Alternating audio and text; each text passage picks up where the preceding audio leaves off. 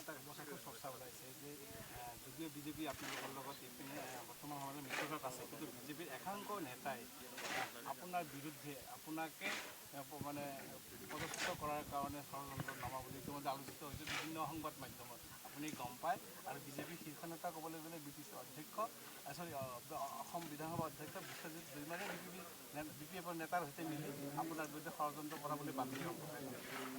চাওক, পৃথিৱী জন্ম পোৱাৰ পৰাই বা মানৱ জাতি জন্ম পোৱাৰ পৰাই মই ভাবোঁ তেনেকুৱা কথাবিলাক চলি আছে। যন্ত্ৰ ষড়যন্ত্ৰ সেইবিলাক আমাৰ এই সমাজৰ এটা পাৰ্ট। তো গতিকে ইয়াত সমাজৰ গোটেই প্ৰক্ৰিয়াত মৰমো আছে, খঙো আছে, ঘৃণাও আছে, চব আছে। কোনোবা ভাবিব পাৰি পেলাই জানি বুজিয়ে কৰে, কোনোবা অজানিত কৰে।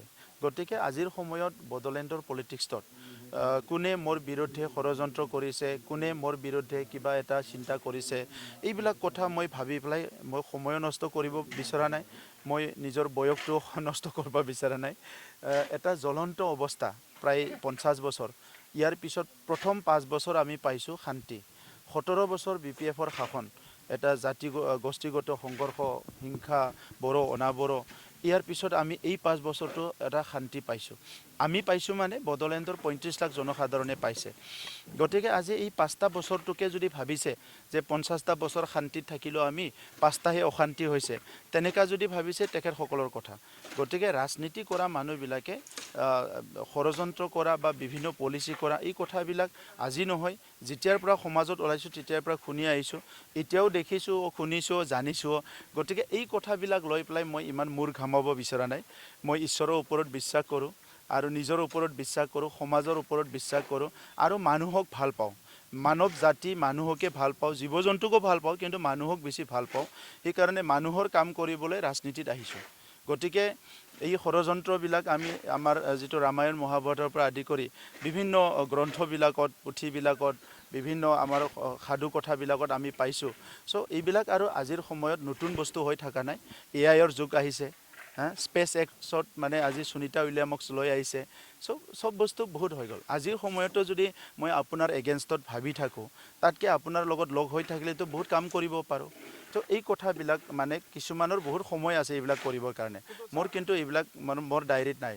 আপোনাৰ দীঘলীয়া সময় এটা সহস্ৰ সংগ্ৰামক আপুনি পৰিসমাপ্তি ঘটাই এটা শান্তি প্ৰতিষ্ঠা কৰাৰ ক্ষেত্ৰত আপোনাৰ যথেষ্ট অগ্ৰণী ভূমিকা আছে। এইটো সমাজৰ প্ৰতিটো স্তৰৰ মানুহে স্বীকাৰ কৰিব লাগিব। কিন্তু এই শান্তি প্ৰতিষ্ঠাৰ ক্ষেত্ৰত আপোনাৰ যিটো ভূমিকা, সেই ভূমিকাটোক মানে একাষৰীয়া কৰি যেন সকলো কৰ্তৃত্ব বিজেপিয়ে ল'ব বিচাৰিছে এই নিৰ্বাচনত।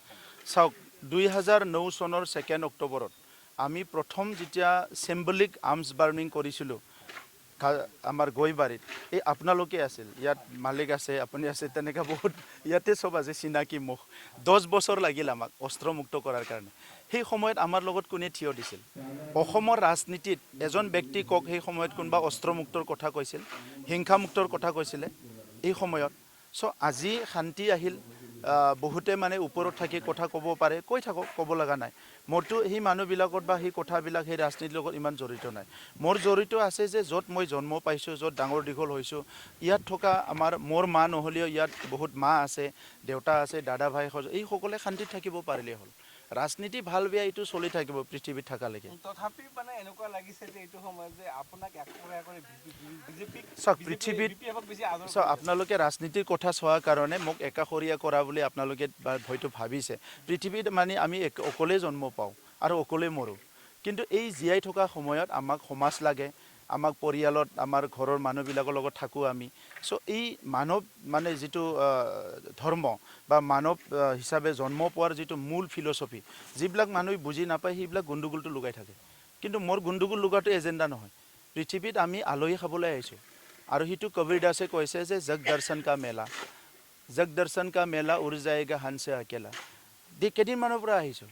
তো সেইকাৰণে জগত দৰ্শনত আহি পেলাই ইমান ঘৃণা, হিংসা, কাজিয়া পেচাল, ভাল পোৱা, বেয়া পোৱা, ইমান সময়টো কিয় নষ্ট কৰে? ঈশ্বৰে কি কাৰণত পঠাইছে মেছেজটো জানিবলৈ চেষ্টা কৰক, আৰু মানৱ সেৱা কৰক। Thank you. আমাৰ চিৰাং ডিষ্ট্ৰিক্ট বড়ো সাহিত্য সভাৰ স্থায়ী কাৰ্যালয় 50 লাখ টকাৰ ইয়াত নিৰ্মাণ হ'ব, আৰু ইয়াৰে আজি আধাৰশিলা স্থাপন কৰা কাৰ্যসূচীত মই উপস্থিত হৈছোঁ। আমাৰ বড়ো সাহিত্য সভাৰ সভাপতি আমাৰ শ্ৰদ্ধাৰ প্ৰফেসৰ সুৰজ নাৰ্জাৰী ছাৰ উপস্থিত আছে, প্ৰাক্তন সাধাৰণ সম্পাদক গোবিন্দ বসুমতাৰী, প্ৰাক্তন উপসভাপতি গোপীনাথ বৰগোহাঞি, সাধাৰণ সম্পাদক আমাৰ MP চবে উপস্থিত আছে।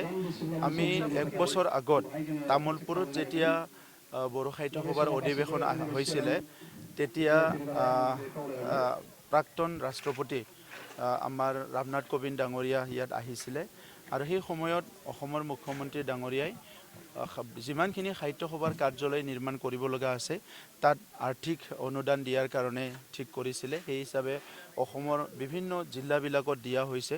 BTCতো আহি আছে, কিন্তু BTCত আমি যোৱা বছৰ সাহিত্য সভা কেন্দ্ৰ কমিটিৰ লগত ঠিক কৰি 6খন ডিষ্ট্ৰিক্টত 6খন অফিচ 50 লাখ কৰি দিয়া ধাৰ্য কৰা হৈছিলে আৰু এইবাৰ এই ফাণ্ডটো অলৰেডি দিয়া হৈছে। সেইকাৰণে আজি আমি 3টা কাৰ্যালয় আমাৰ গোসাইগাঁৱত আমি আধাৰশিলা কৰি আহিলোঁ। এতিয়া আমি চিৰাং ডিষ্ট্ৰিক্টৰ আৰু অলপ পিছত আমি বিজনী জিলাৰো আধাৰশিলা স্থাপন কৰিম আৰু কোকৰাঝাৰত থকা বড়ো সাহিত্য সভাৰ কেন্দ্ৰীয় কাৰ্যালয়টো সম্পূৰ্ণভাৱে ভালকৈ ৰিপেয়াৰিং কৰা বা ভাল কৰিব বিচাৰিছোঁ আৰু গুৱাহাটীত থকা বড়ো সাহিত্য সভাৰ যিটো হেডকোৱাৰ্টাৰ তাতেও 2.5 কোটি টকা চেংচন দিয়া হৈছে, য'ত নেকি আমাৰ তাৰ কেম্পাছটো সকলো দিশৰ পৰা ডেভেলপ কৰাৰ কাৰণে।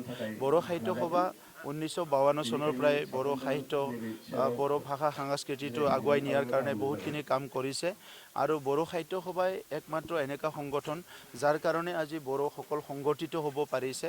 আমাৰ ভাষা সংস্কৃতি পৰিচয় অস্তিত্ব আজি এই লেভেলত আমি এইটো সুৰক্ষা দিব পাৰিছোঁ।